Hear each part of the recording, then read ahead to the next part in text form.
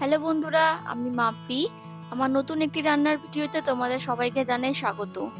আজ তোমাদের সাথে শেয়ার করব পটলের একটি রেসিপি, পটল কালিয়া। চলো তাহলে রান্নাটা শুরু করে ফেলি। আজকে রান্না করতে যে উপকরণগুলো লাগছে চলো সেগুলো আগে তোমাদের দেখিয়ে দিই।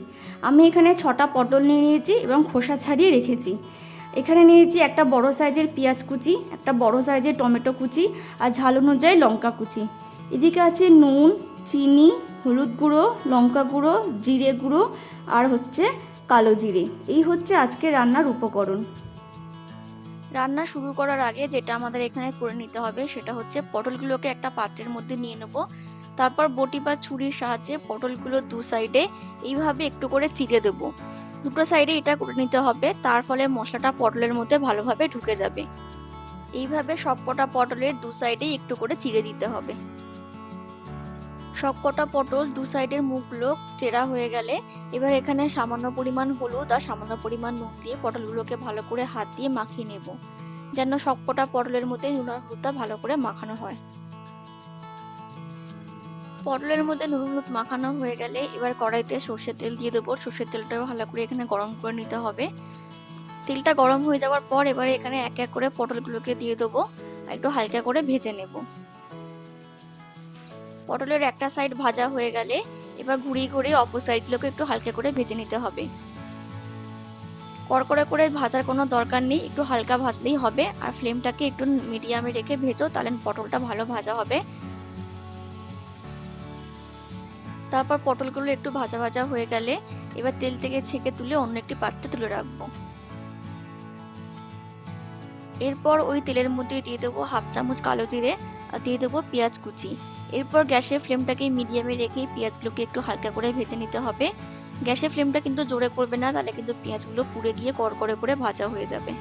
কয়েক সেকেন্ড নাড়লে দেখবে পেঁয়াজগুলোর গায়ে একটা লালচে রং ধরে গেছে, তাহলে বুঝতে পারবে পেঁয়াজগুলো ভাজা ভাজা হওয়া শুরু হয়ে গেছে। তারপর এখানে দিয়ে দিতে হবে কাঁচা লঙ্কা কুচি আর দিয়ে দেবো টমেটো কুচি।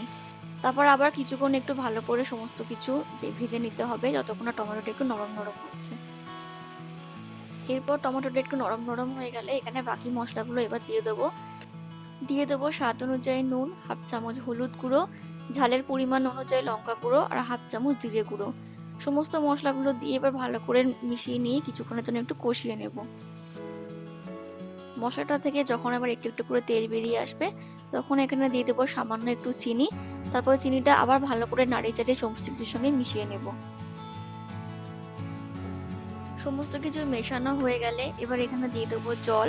জলটা দেওয়ার পর মশলার সঙ্গে ভালো করে মিশিয়ে নিয়ে এবার আমরা ভেজে রাখা পটলগুলো এর মধ্যে দিয়ে দেবো। তারপর খুন্তি দিয়ে পটলগুলোকে একটু ঝোলের সাথে মিশিয়ে নিয়ে 5 মিনিটের জন্য ঢাকা দিয়ে ফুটতে দেব। ফিরে এলাম 5-6 মিনিট পর, দেখো এখানে জলের পরিমাণটা অনেকটাই কমে গেছে। এটা গা মাখা মাখা অবস্থাতে খেতে ভালো লাগে। এবার তোমরা এখানে নুনের পরিমাণটা একটু চেক করে নিও, নুন যদি কম বলে মনে হয় তাহলে এখানে নুন অ্যাড করে দিতে পারো। এখানে আর আমাদের কিছু করার নেই, আজকে পটল কালিয়া একেবারে তৈরি।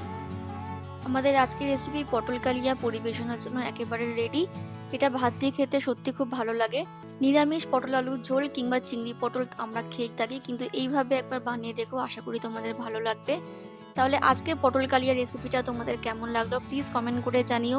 ভালো লাগলে একটা লাইক করে দিও আর আমার চ্যানেলটাকে সাবস্ক্রাইব করে দিও।